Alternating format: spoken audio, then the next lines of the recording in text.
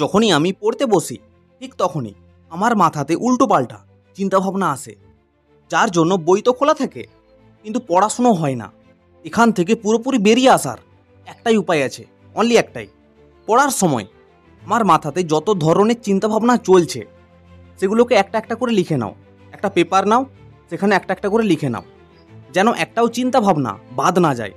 যেই সমস্ত চিন্তাভাবনাগুলো আমার মাথায় চলছে সবগুলো লিখবো, সবগুলো। ধরো আমি পড়ছি, এখন আমার মাথায় চলছে প্রথম ভাবনা যে আমার খারাপ রেজাল্ট হবে। আবার ভাবছি যদি আমার ব্রেকআপ হয়ে যায় তাহলে কি হবে। তাহলে এখন আমি কি করব? একটা পেপার নিলাম, লিখে নিলাম দুটো ভাবনা, এক খারাপ রেজাল্ট, দুই ব্রেকআপের ভয়। সলিউশনটা দেখো, খারাপ রেজাল্ট কখন হবে নিজেকে প্রশ্ন করো।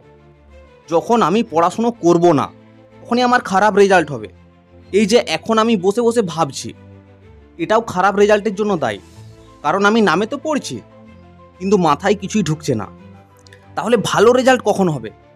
যখন আমি নিজের দিক থেকে 100% রেডি থাকবো, ভালো করে পড়াশুনো করব, তখনই আমার ভালো রেজাল্ট হবে, নয়তো কখনোই হবে না। তাহলে প্রথম ভাবনার সলিউশন আমি পেয়ে গেলাম যে খারাপ রেজাল্ট তখন হবে যখন আমি পড়াশুনো করব না। যদি আমি ভালো করে পড়াশুনো করি, ডেলি পড়ি, তাহলে আমার ভালো রেজাল্ট অটোমেটিক হবে। এবার দ্বিতীয় ভাবনা, ব্রেকআপের ভয়। দেখো, যে থাকার সে এমনিতেই থাকবে, আর যে যাওয়ার সে এমনিতেই যাবে। তুমি জোর করে কখনোই কাউকে তোমার জীবনে রাখতে পারবে না। এইভাবে আমার মাথাতে যত ধরনের চিন্তাভাবনা আসবে সেগুলোকে একটা একটা করে লিখব। এবার যেই চিন্তাভাবনাগুলোকে আমি সলভ করতে পারবো, মানে আমার হাতে আছে, সেগুলোকে নিয়ে আমি ভাববো। আর যেগুলো আমার হাতে নেই, যেগুলো আমি শত চেষ্টা করলেও বদলাতে পারবো না, সেগুলোকে নিয়ে ভাবা বন্ধ করবো, একটা একটা করে পুরো কেটে দেবো। এইভাবে তুমি কয়েকটা দিন করে দেখো, দেখবে মাথাতে আর কোনো ধরনের চিন্তাভাবনা আসবে না।